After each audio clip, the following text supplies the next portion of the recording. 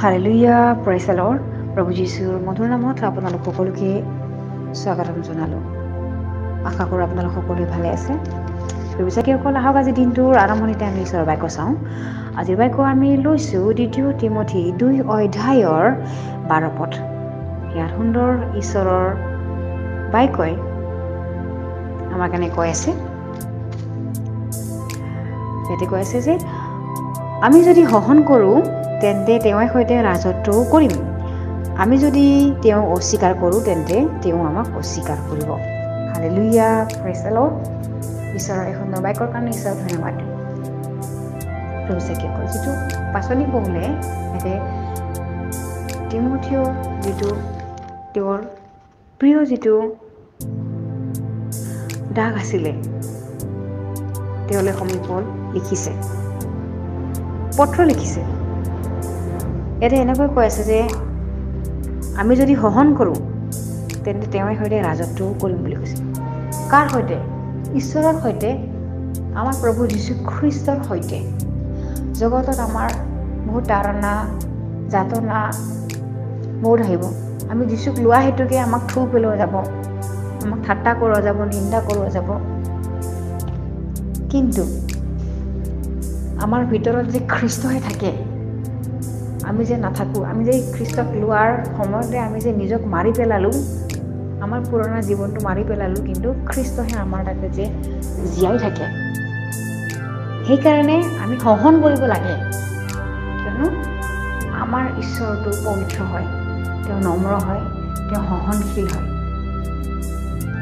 সেইকাৰণে আমাৰ ঈশ্বৰৰ যিটো গুণ, আমাৰ ঈশ্বৰৰ যিটো স্বভাৱ, নম্ৰ, চিৰসহিষ্ণুতা, মৃদু ভাৱ, ধৈৰ্য, সহন, এই সকলোবিলাক আমাৰ যদি থাকে, আমি যদি সহন কৰি থাকোঁ, তেনেহ'লে যেনেকৈ আমি তেওঁৰে সৈতে সহন কৰি আছোঁ, ঠিক তেনেকৈ তেওঁ যেতিয়া ৰাজত্ব কৰিব, আমিও তেওঁৰে সৈতে ৰাজত্ব কৰিব পাৰিম আৰু ৰাজত্ব কৰিম। হালেলুয়া। আৰু যদি আমি তেওঁক অস্বীকাৰ কৰোঁ যে প্ৰভু যীশুৱে প্ৰভু নহয়, বা প্ৰভুৱে আমাক সহায় কৰা নাই, বা যীশুৱে আমাৰ কাৰণে উদ্ধাৰ কৰা নাই, আমি যদি এনেকুৱা তেওঁক অস্বীকাৰ কৰোঁ, তেনেহ'লে তেওঁ আমাক অস্বীকাৰ কৰিব শেষৰ দিনা। হিচাপ কিতাপৰ সময়ত তেওঁ আমাক অস্বীকাৰ কৰিব। যদি আমি সময় থাকিও প্ৰাৰ্থনাত নাহোঁ, সময় থাকিও বিশ্ৰাম বাৰবোৰত আমি উপস্থিত নাথাকোঁ, বিশ্বাসীসকল, কোনেও ঈশ্বৰক দেখা দেখিকৈ অস্বীকাৰ কৰিব নোৱাৰে, কিন্তু কাম কাৰ্যতে অস্বীকাৰ কৰে। আমি অস্বীকাৰ কেনেকৈ কৰোঁ? আমি ভাবোঁ যে যীশুৰ নামটো লৈ বদনাম কৰিলেই যে অস্বীকাৰ হয়, এইটোও নহয়। দেখা দেখি অস্বীকাৰ কৰা হয়, কিন্তু আমি বিশ্বাসীবিলাকে কেনেকৈ অস্বীকাৰ কৰোঁ? আমি জানো বিশ্বাসীবিলাকে যীশুখ্ৰীষ্টক অস্বীকাৰ কৰিব পাৰোঁ? পবিত্ৰ আত্মাক জানো আমি নিন্দা কৰিব পাৰোঁ? নোৱাৰোঁ। কিন্তু আমি পবিত্ৰ আত্মাৰ কাৰ্যবিলাকত আৰু প্ৰাৰ্থনা গীৰ্জাত নাহাকৈয়ে আমি যীশুক অস্বীকাৰ কৰি আছোঁ। এলাহৰ কাৰণে, আমাৰ নিজৰ যিটো আমি এলাহ কৰোঁ, এলেহুৱা, আলচি, এই সকলোবিলাক প্ৰাৰ্থনাৰ কাৰণে এলেহুৱা কৰোঁ, এইটো আমি যীশুক অস্বীকাৰ কৰিলোঁ।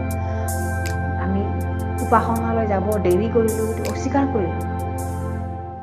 আৰু যীশুক লোৱা মানুহবিলাকৰ আচৰিত মেৰাকালবিলাক অস্বীকাৰ কৰাবিলাকেই পবিত্ৰ আত্মাক নিন্দা কৰা, পবিত্ৰ আত্মাক ঠাট্টা কৰা। আমেন। সেইকাৰণে কৈ আছে যে যদি আমি তেওঁক অস্বীকাৰ কৰোঁ, তেন্তে তেওঁ আমাক অস্বীকাৰ কৰিব। আৰু যদি আমি তেওঁৰ সৈতে যদি আমি ধৈৰ্য ধৰি থাকোঁ, তেনেহ'লে আমি তেওঁৰ সৈতে ৰাজত্বও কৰিম বুলি কৈছে। কিয়নো যিবিলাক নম্ৰ হয় তেওঁলোকে দেশখন অধিকাৰ কৰে বুলি কৈ আছে। আমাৰ জগতত সুখ হ'ব, ক্ৰন্দন হ'ব, আমাৰ অশান্তি হ'ব, যাতনা হ'ব, কিন্তু জগততহে হ'ব। কিন্তু স্বৰ্গত আমাৰ কাৰণে আনন্দ সাঁচি থৈ দিয়া হৈছে। Hallelujah, praise the lord. যিটো মণ্ডলীৰ কাৰণে বহুত প্ৰয়োজন, এইবিলাক কথাবিলাক মণ্ডলীৰ কাৰণে ইম্পৰ্টেণ্ট হয়, আৰু আমাৰ খ্ৰীষ্ট জীৱনৰ কাৰণে গুৰুত্বপূৰ্ণ হয়। সেইকাৰণে ইয়াতে আমাক তিমথীলৈ যিটো পত্ৰ লিখা হৈছিলে, পৌলে এই কথা লিখিলে। হালেলুয়া। আহক আমি একেলগে প্ৰাৰ্থনা কৰোঁ, যাতে এই বাক্য আমাৰ কাৰণে সকলোৰে আশীৰ্বাদ হয়। আহক আমি একেলগে ধন্যবাদ। সুন্দৰ বাক্যৰ কাৰণে।